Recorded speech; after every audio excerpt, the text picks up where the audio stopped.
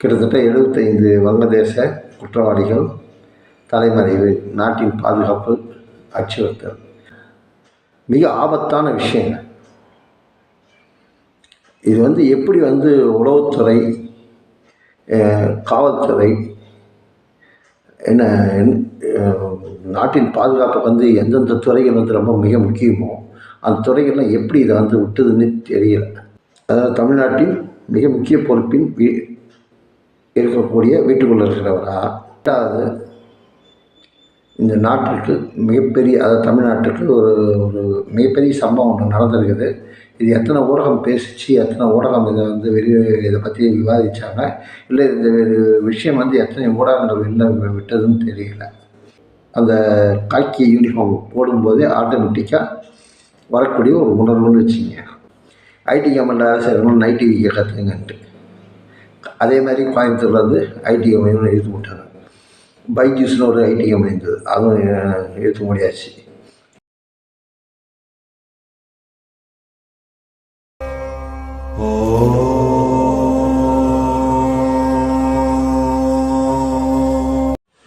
வணக்கம், நான் உங்கள் பயிற்சி கரவேல் பால்மணி. மீண்டும் ஒரு காலையில் சந்தித்து வச்சுக்கிறேன். இன்றைக்கி 2 விஷயம் பார்க்க போகிறோம். ஒன்று, அண்ணா பல்கலைக்கழக புகழ் ஞானசேகரன்.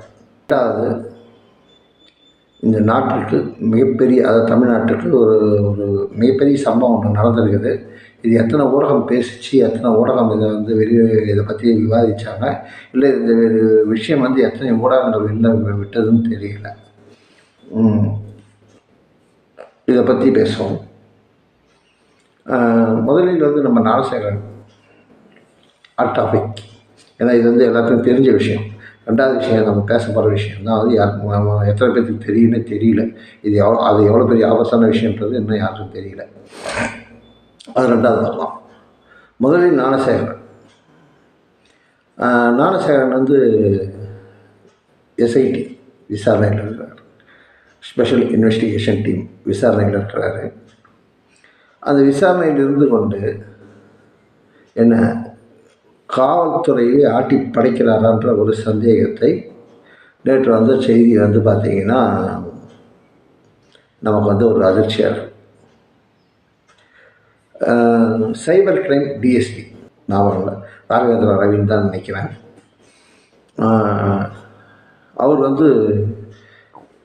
அந்த விசாரணை இதை தன்னை விடுவிச்சுக்கிட்டார்.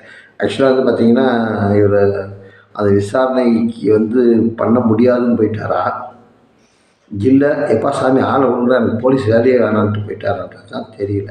அப்போ யார் சைபர் கிரைம், இது எஃப்ஐஆர் எப்படி லீக் ஆனது என்பதை பற்றி விசாரிக்கிறாங்க. சைபர் கிரைமில் வருது. ரெண்டாவது, ஞானசேகரனுக்கு யார் யார் ஃபோன் பண்ணியிருப்பாங்க, என்ன ஏதுன்றது எல்லாமே சைபர் கிரைமில் வரும். ஞானசேகரன் யார் யார்கிட்ட பேசணும், ஞானசேகரன் யார் யாருக்கு மெசேஜ் அனுப்பணும், யார் யாருக்கு என்னென்ன வீடியோஸ் அனுப்பணும், சைபர் கிரைமில் வரும்.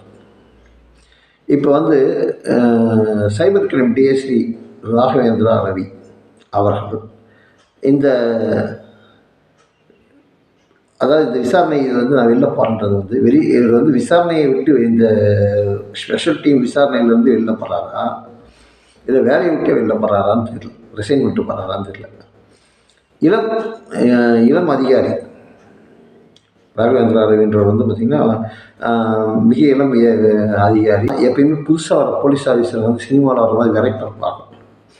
எதையாவது சாதிச்சு காட்டணும், எதையாவது ஒன்று பிடிச்சி காட்டி நம்ம பேர் வாங்கணும் அப்படின்றதுல அந்த காக்கி யூனிஃபார்ம் போடும்போதே ஆட்டோமேட்டிக்காக வரக்கூடிய ஒரு உணர்வுன்னு வச்சுங்க.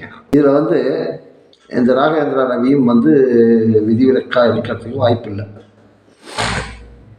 ஒரு இளம் ஆஃபீஸர் அதாவது பணிக்கு சேர்ந்த உடனே முக்கியமான இந்த மாதிரி ஒரு நாடே பரபரப்பாக பேசக்கூடிய ஒரு வழக்கை இவரை சேர்த்துறாங்க. அப்போ இவர் இங்கே தன்னுடைய திறமையை நிரூபித்து இவருடைய இன்வெஸ்டிகேஷன் ஸ்டைலு இவர் நிரூபிக்கணும். நிரூபிக்கிறதுக்காக வேண்டி நிறைய பயிற்சியெலாம் இது பண்ணிவிட்டு இந்த எஸ்ஐடி டீமுக்குள்ளே இவர் சைபர் கிரைம் எஸ்ஐடி டீமுக்குள்ளே இவரை கொண்டு வந்தாலும் இவரோட சந்தோஷப்பட்டிருக்க ஆள் வந்து அதிகம் வேறு யாரும் வந்திருக்க மாட்டாங்க. இப்போ அவரோட வருத்தப்படுற ஆளுங்க வேறு யாரும் இல்லைன்ற மாதிரி தெரியுது. இவ்வளோ ஒரு பெரிய கேஸில் வந்து உள்ளே வந்த இளம் வயது ஆஃபீஸர், அதாவது கேஸே வந்து பெரிய கேஸு. நானே வந்து யார் அந்த சார் அப்படின்ற கேள்வி கேட்டுக்கிட்டு இருக்கிற இதை வந்து சைபர்கள் வந்து இவன் யார் யாருக்கு மெசேஜ் அனுப்பிச்சான், யார் யாருக்கு ஃபோட்டோ அனுப்பிச்சான், யார் யாருக்கு வீடியோ அனுப்பிச்சான், யார்கிட்ட பேசலாம், இவங்ககிட்ட யார் பேசுனாங்க, எல்லாத்தையுமே வந்து அந்த எஃப்ஐஆர் எப்படி லீக் ஆச்சு, என்ன ஏது எல்லாத்தையுமே விசாரிக்கக்கூடிய ஒரு முக்கிய உயரதிகாரியாக இருந்த நபர். விலகியதின் மர்மம் என்ன? எங்கிருந்து அழுத்தம் வந்தது? காவல்துறையிலிருந்தே அழுத்தம் வந்ததா, இல்லை அரசியல் அழுத்தம் வந்ததா? வேறு வாய்ப்பே கிடையாது. இந்த நபர் வந்து வேலையை விட்டு போகிறதுக்கு வந்து வேறு வாய்ப்பே கிடையாது. அப்போ வந்து யாரை காப்பாற்ற இவ்வளோ வேலை நடக்குது சொல்லுங்க. இப்போ யாரையும் காப்பாற்றணும், முக்கியமாக வந்து காவல்துறையை சேர்ந்தவங்களா, இல்லைன்னா வந்து முக்கிய அரசியல் புள்ளியா, அதாவது தமிழ்நாட்டின் மிக முக்கிய பொறுப்பின் இருக்கக்கூடிய வீட்டுக்குள்ளே இருக்கிறவரா? ஏன்னா இன்னும் இந்த காலேஜ் ப்ரொஃபஸருங்க வேறு யாருன்னா இருந்தாலும் இன்னும் தூக்கி போட்டு பேசியிருப்பாங்க. ஏன்னா விசாரணை வந்து அந்த சைடு போகவே இல்லை. அண்ணா பல்கலைக்கழக அந்த பேராசிரியர்களுக்குள்ளேயோ இல்லை மற்ற ஊழியர்களுக்குள்ளேயோ வந்து இந்த விசாரணை உள்ளே போகவே இல்லை. சுற்றி திமுகவையே தான் சுற்றி வந்துக்கிட்டு இருக்குது. ஆளுங்கட்சியான திமுகவே சுற்றிக்கிட்டு இருக்குது. அமைச்சர் பெருமக்களா? நான் வைக்கிற சந்தேகம், இதை வந்து நீங்கள் வந்து நல்லா நோட் பண்ணிங்க. இவர்கள் காப்பாற்ற துடிப்பது காவல்துறை அதிகாரிகளையா, அல்லது மாவட்ட செயலாளர்களையா, அல்லது மந்திரிகளையா, அமைச்சர் பெருமக்களையா, அல்லது அதை விட அதிகமாக இருக்கக்கூடிய நபர்களையா, ஏதாவது முக்கிய பொறுப்பில் இருக்கும் குடும்ப உறுப்பினர்கள், அதாவது ஒரு அமைச்சர்னால் அந்த அமைச்சர் குடும்ப உறுப்பினர்கள் யாராவதா, நாட்டின் மிக முக்கிய பொறுப்பில் இருக்கும் குடும்ப உறுப்பினர்கள் யாராவது, யார் வீட்டு வாசலில் இந்த பிரச்சனை போய் நிற்க போகுது? யார் வீட்டுக்குள்ளேருந்து யார் அந்த சார் வந்தார்? இது வந்து நான் வைக்கும் கேள்வி, என் மனதில் படுறது நான் பேசுகிறேன். மிக மிக பெரிய பொறுப்பில் இருக்கக்கூடிய நபராக இருக்குன்றதில் வந்து எனக்கு வந்து சந்தேகம் வராது, குறைஞ்சிக்கிட்டே இருக்குது. ஒன்று அமைச்சர்கள் யாராவது இதில் வந்து சம்மந்தப்பட்டிருக்கலாம். ஒரு சிலது வந்து முதல்வருக்கு தெரியாமலேயே நடந்து கொண்டிருக்கிறது. என்ன அந்த மாதிரி வந்து இந்த விஷயங்களும் வந்து முதல்வருக்கு தெரியாமலே நடந்து கொண்டிருக்கிறதான்றது ஒரு இது. சரிங்க, ரெண்டாவது விஷயம்னு ஒன்று சொன்னேன் இல்லைங்களா, அது ரெண்டாவது விஷயத்தை பார்ப்போம். இதுவும் முதல்வருக்கு தெரியாமல் நடந்தால் அது என்னது தெரியல. மிக ஆபத்தான விஷயங்க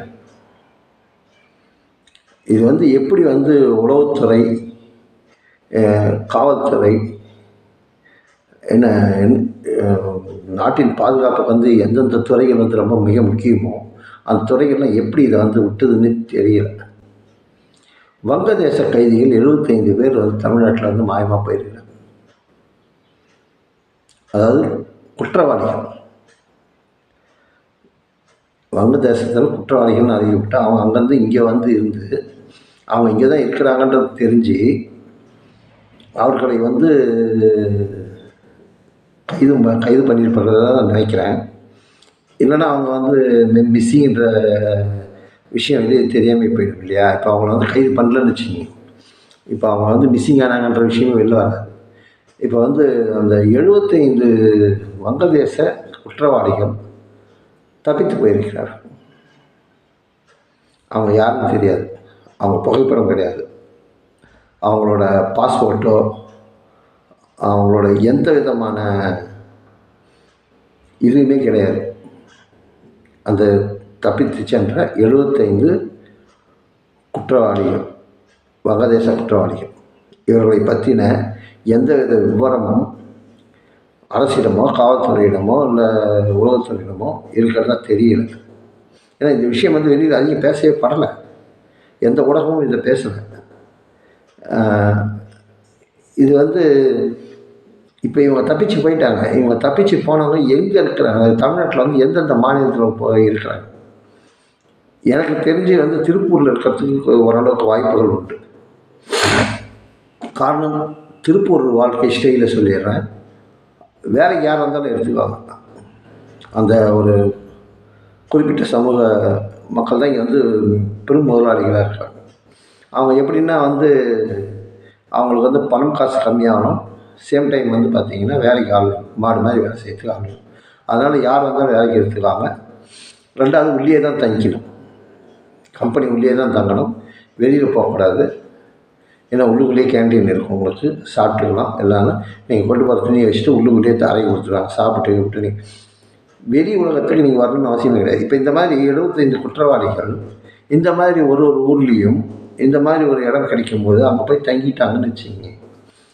அவங்களுக்கு என்ன, அவங்களுக்கு தேவையானது வந்து பார்த்திங்கன்னா ஒரு பாதுகாப்பான லைஃப். அந்த பாதுகாப்பான லைஃப் வேணும்னும் போது வந்து பார்த்திங்கன்னா வெளியில் வர மாட்டோம்.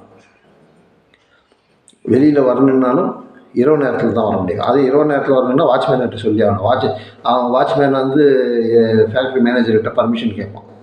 பர்மிஷன் கேட்டு அந்த எஃப்எம் ஃபேக்ட்ரி மேனேஜர் வந்து பர்மிஷன் கொடுத்தாதான் வாட்ச்மேன் வந்து இவரை வெளியில் போகிறதுக்கு அலோவ் பண்ணுவான்.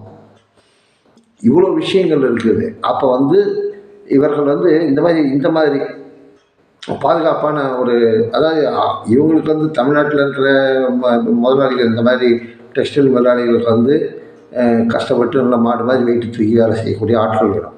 அவங்கள தவிர சொல்ல முடியாது. நம்ம அவங்களுக்கு பண தேவை, அவங்க வந்து சம்பாதிக்கணும், குறைந்தபட்ச கூலியாக இருக்கணும், லாபம் நிறையா இருக்கணும். கிட்டத்தட்ட இந்த திருப்பூர் டெக்ஸ்டைலேருந்து திருப்பூர் வாழ்வாங்க, அதாவது அந்த மக்கள் எல்லாத்துக்குமே வந்து பார்த்திங்கன்னா அவங்கக்கிட்ட இருந்து 100 ரூபா போகணும், ஆனால் வெளியிலேருந்து வர்றது 1000 ரூபா வரும். அப்படி ஒரு பேராசை கொண்டதுனால தான் பல மோசடி கம்பெனியில் போய் பணத்தை போடுறது, எல்லாத்தையும் பண்ணுறது. நான் வந்து இப்போ சில மாதங்களுக்கு முன்பு போன வருஷத்துலேயே ஒரு வீடியோ போட்டிருந்தேன். ஐடி கம்பெனியில் வேலை செய்யணும்னு நைட் டிவி கற்றுக்குங்கன்ட்டு. அதே மாதிரி கோயம்புத்தூரில் வந்து ஐடி கம்பெனி இழுத்து விட்டாங்க. பைஜூஸ்னு ஒரு ஐடி கம்பெனி இருந்தது, அதுவும் இழுத்து முடியாச்சு. என்ன இது மாதிரி அதிகம் பெயர்கள் தெரியாத நிறைய ஐடி கம்பெனிகள் மூடிக்கொண்டே வருகிறார்கள். ஏதாவது பெரிய ஐடி கம்பெனியாக ஒன்று மூடும்போது தான் உங்களுக்கு வந்து நான் சொன்ன வீடியோ வந்து உங்களுக்கு வந்து உரைக்கும் அல்லது தெரிய வரும். அது மாதிரி தான் இருக்கும். இப்பொழுது நாட்டின் பாதுகாப்பு, இந்த 75 பேர் தலைமறைவாகிவிட்டார்கள், தப்பித்து விட்டார்கள். நாட்டின் பாதுகாப்பு ஒரு மிகப்பெரிய கேள்விக்குறியாக மாறும். இப்போ இவங்க வந்து எப்படி கண்டுபிடிக்க போகிறீங்க, என்ன பண்ண போகிறீங்க? இவன் போய் எங்கே போய் என்ன பண்ண போகிறான்? எங்கேயாவது கொள்ளடிச்சானாலும் தெரிய போகிறதில்ல.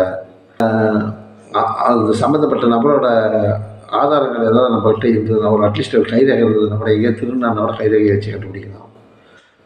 இல்லை அவனோட பாஸ்போர்ட்டு, அவனோட ஃபோட்டோஸ், அவனோட அங்க அடையாளங்கள் எதையாவது ஒன்று நம்மளுக்கு தெரிஞ்சிருந்தால் இவன் தான் அவன்றது. இந்த திருப்பூர் மாதிரி கம்பெனிங்களில் ஒளிந்து கொண்டிருந்தாலும் கூட ஏதாவது அப்போ சொல்லுவான், போலீஸ்க்கோ காவல்துறைக்கோ இல்லை வேறு ஏதாவது தகவல் கொடுப்பான். சார் அந்த மாதிரி நான் நியூஸில் பார்த்தேன், இந்த மாதிரி ஒரு நீங்கள் தேடிட்டு இருந்தாலும் நீங்கள் பார்த்தீங்க, இங்கே ஒரு 2 பேர் வேலை செய்யலாம் சார், அங்கே 2 பேர் வேலை செய்யலாம் சார் சொல்லுவோம். இவனுக்கு யாருமே தெரியாது, வெளியில் போயிட்டானுங்க. இன்றைக்கி ஆளுநர் ரவி வந்து இந்த விஷயத்தை வந்து கிளியராக எடுத்து மத்திய அரசுக்கு அனுப்புகிறார். இந்த ரிப்போர்ட்டு கிட்டத்தட்ட 75 வங்கதேச குற்றவாளிகள் தலைமறைவு, நாட்டின் பாதுகாப்பு அச்சுறுத்தல். இந்த விஷயத்தில் வந்து பார்த்திங்கன்னா முன்னாள் முதல்வர் புரட்சித் தலைவர் அம்மா அவர்கள் தேச பாதுகாப்பு காம்ப்ரமைஸே கிடையாது, காம்ப்ரமைஸே வச்சுக்க மாட்டாங்க.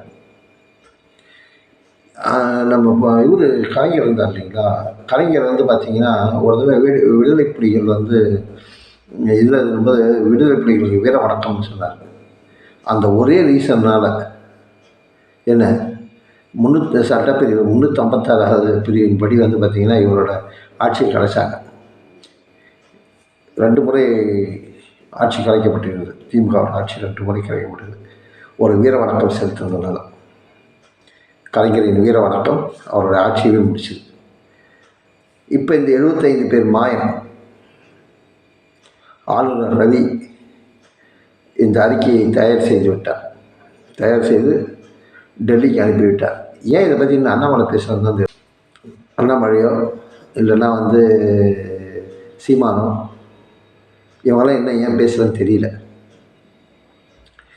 இப்போது திமுகவின் ஆட்சிக்கு நான் வந்து ஆரம்ப கட்டத்தில் சொல்லியிருந்தேன் 5 வருஷம் நீடிக்குமா இந்த அரசுன்னு.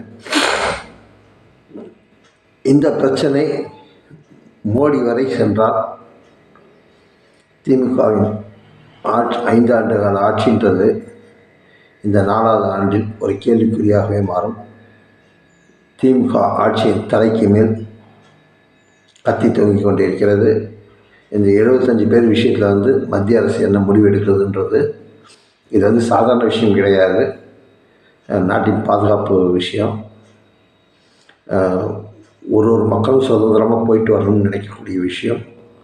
இதில் வந்து இந்த அரசு வந்து இவ்வளோ மெத்தனமாக காவல்துறை குறை சொல்கிறதா, உளவுத்துறை குறை சொல்கிறதா, தமிழக அரசு குறை சொல்கிறதா, தமிழக முதல்வரை குறை சொல்கிறதா, தமிழக முதல்வர் வந்து யார் என்ன சொன்னாலும் தலையாட்டிகிட்டு இருக்கிறாரா, என்ன ஏதுன்னு தெரியல. இந்த 75 குற்றவாளிகள் தப்பி போனது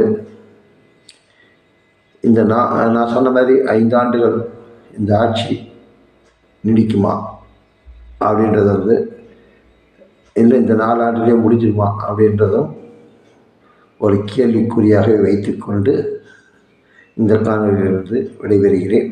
மீண்டும் ஒரு காணொலியில் சந்திப்போம். நன்றி, வணக்கம். நான் உங்கள் பயிற்சி கேரள